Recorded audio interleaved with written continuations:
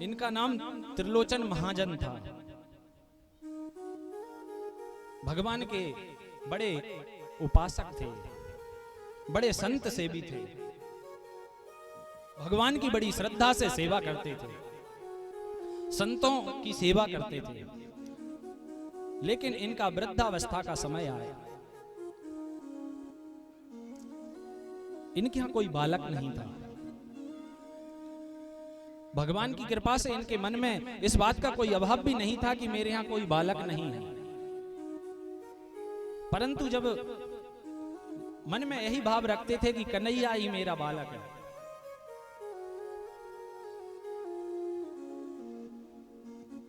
मैं आप लोगों से एक निवेदन कर दूं कि हम बड़ी श्रद्धा से, बड़े भाव से अपने घर में महाराज कन्हैया को ले तो आते हैं। कभी जैसे मान लो तीर्थ स्थान गए, अरे भगवान बड़े सुंदर लग रहे हैं, इनको ले लेते हैं। और कन्हैया को या जो भी भगवान को हमने ले लिया और घर में ला करके महाराज नए नए लाए थे तो बड़ा भाव जगा और 4-6 दिन तक उनकी बड़ी सेवा करी। और महाराज 4-6 दिन के बाद वह भाव समाप्त हो गया। अब सेवा कौन करे? अरे बोले नौकर कर देगा। भैया ऐसे भगवान को मत लाना, इससे अच्छा तो बगैर सेवा के ही तुम अच्छे हो। क्यों? क्योंकि वो नौकर भी कोई, अरे महाराज तुम उससे वो तो तुम्हारे यहाँ काम करने आया है, जबरदस्ती करवाओगे तो अब उसकी तो मजबूरी है। लेकिन वो भाव से कर रहा है कि नहीं कर रहा है। इसलिए ऐसे भगवान को घर में लेकर मत आना। त्रिलोचन जी जो हैं, इनके मन में भगवान के प्रति बड़ा भाव है। इस भाव का मन में अभाव नहीं है कि मेरे यहाँ कोई बालक नहीं है। लेकिन समय के अनुसार जब वृद्धावस्था आई तो विचार करने लगे कि मैं महाराज ठाकुर जी की इतनी सेवा करता हूँ, संतों की इतनी सेवा करता हूँ, जब मैं नहीं रहूंगा तो मेरे यहाँ कोई बालक तो है नहीं, भगवान की सेवा कौन करेगा? और मेरे यहाँ संत नित्य प्रति आते रहते हैं। अब मेरी वृद्धा अवस्था आ गई तो महाराज संत स्वयं आकर के, स्वयं बना करके, सेवा करके स्वयं पाते हैं। यह मुझे उचित नहीं लगता।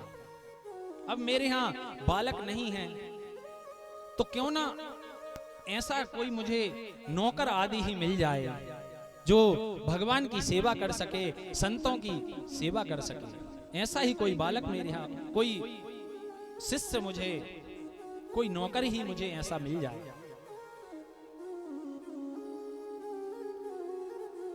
और त्रिलोचन जी महाराज बैठे बैठे ऐसा विचार ही कर रहे थे कि कन्हैया ने क्या किया, महाराज अपना स्वरूप बदला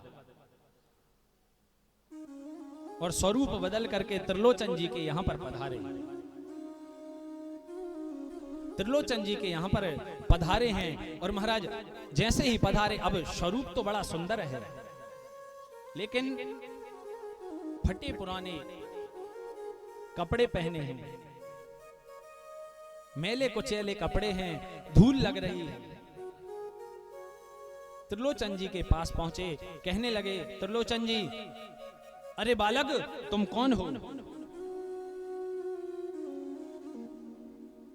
तुम कौन हो? ठाकुर जी कहने लगे, भैया राम राम। अरे मैंने पूछा तुम्हारा नाम क्या है, तुम कौन हो? भगवान कहने लगे, हमारा नाम अंतर्यामी है। अच्छा तुम अंतर्यामी हो, सबके अंदर की बात जानते हो, तुम्हारा नाम अंतर्यामी है। हंसने लगे त्रिलोचन जी। कन्हैया कहना चाहते हैं वास्तव में मैं अंतर्यामी ही हूं। अच्छा तुम अंतर्यामी हो तो तुम रहते कहां हो? कन्हैया कहने लगे, स्वरूप बदल करके गए हैं। अच्छा अंतर्यामी तुम रहते कहां हो?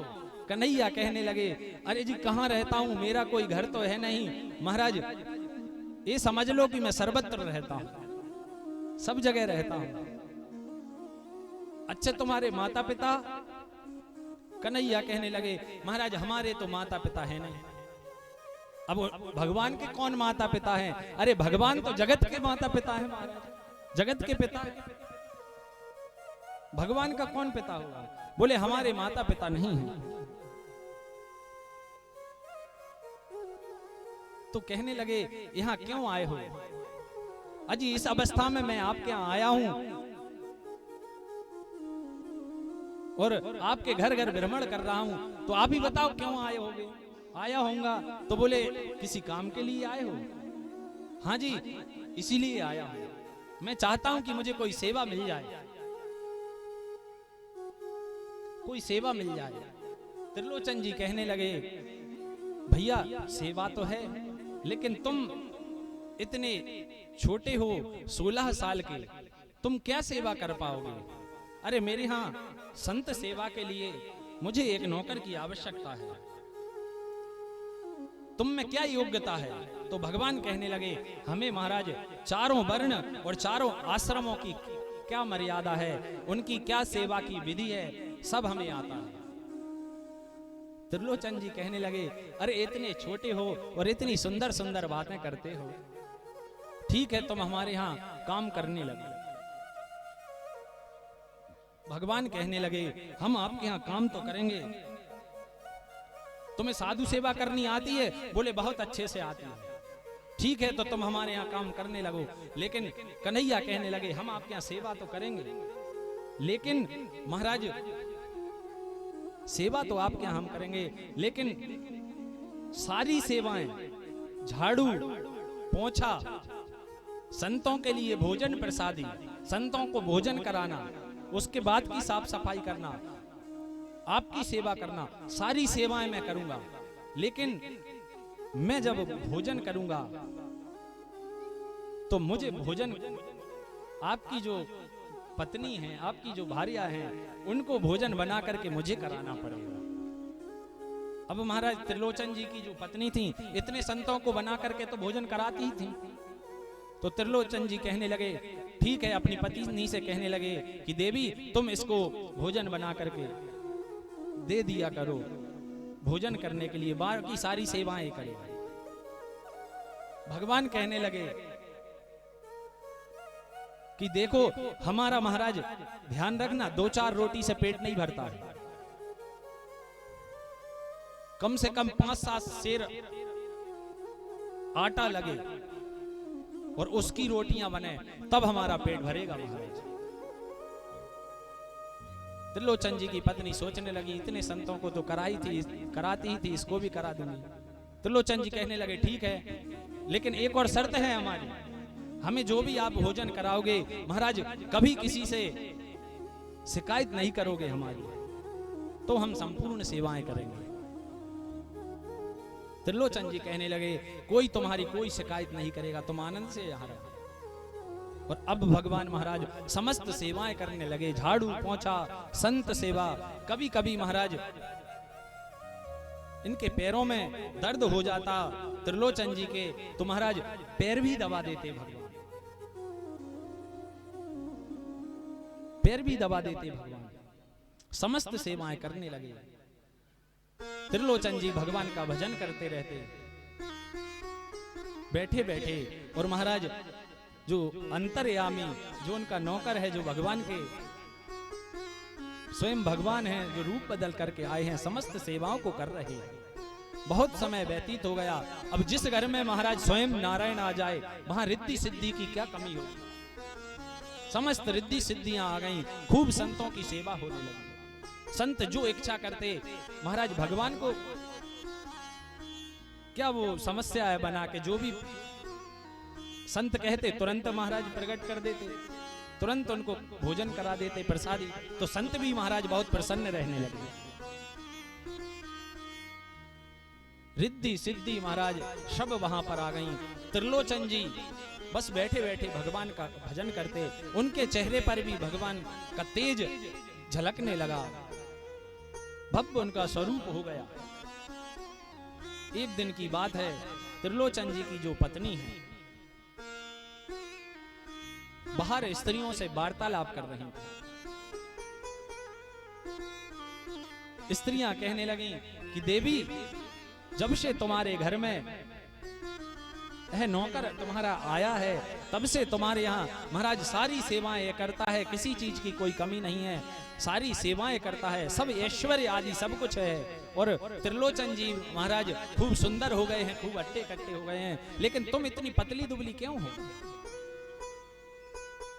आज बातों बातों में महाराज त्रिलोचन जी की पत्नी के मुख से निकल गया कि महाराज यह सेवा तो सारी करता है, लेकिन इसको भोजन मैं बना करके कराती हूं। तो कहने लगी कि कितनी 2-4 रोटी खाता होगा, छोटा सा बालक है, 16-17 साल का है, 4 रोटी 6 रोटी खाता होगा ज्यादा से ज्यादा। कहने लगी अरे 2-4 देखने में छोटा लगता है, महाराज 5-7 सेर आटे की रोटियां है, खा जाता है। अब जैसे ही महाराज कन्हैया को इस बात का स्मरण हुआ, तुरंत भगवान अंतर ध्यान हो गए, तुरंत अंतर ध्यान हो गए,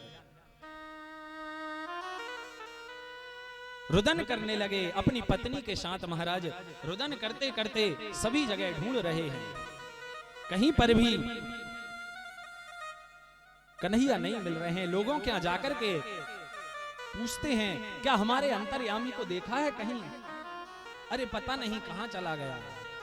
ढूंढते ढूंढते जब कन्हैया नहीं मिले तो दोनों ने महाराज विचार कर लिया, दोनों ने प्रण कर लिया कि हम अपने प्राणों का त्याग कर देंगे, इस देह का त्याग कर देंगे।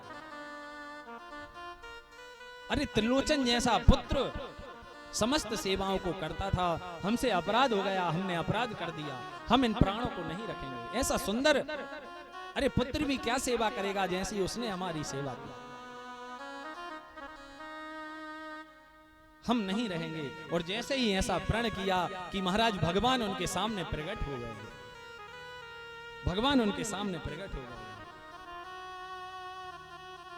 भगवान कहने लगे अरे हम तो हमेशा से संतों की ही सेवा कर रहे हैं। त्रिलोचन जी कहने लगे मुझसे बहुत बड़ा अपराध हो गया, हे प्रभु मैंने आपसे सेवा कराई, मैंने बहुत बड़ा अपराध कर दिया।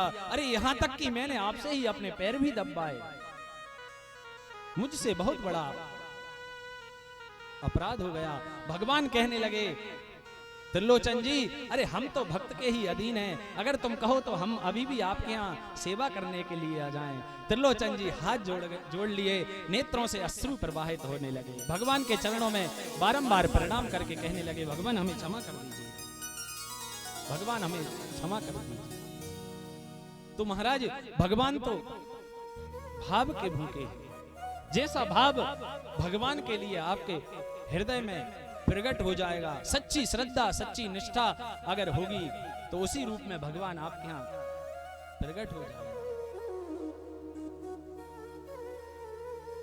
ऐसे भक्त वत्सल करुणा वत्सल ठाकुर जी हैं महाराज।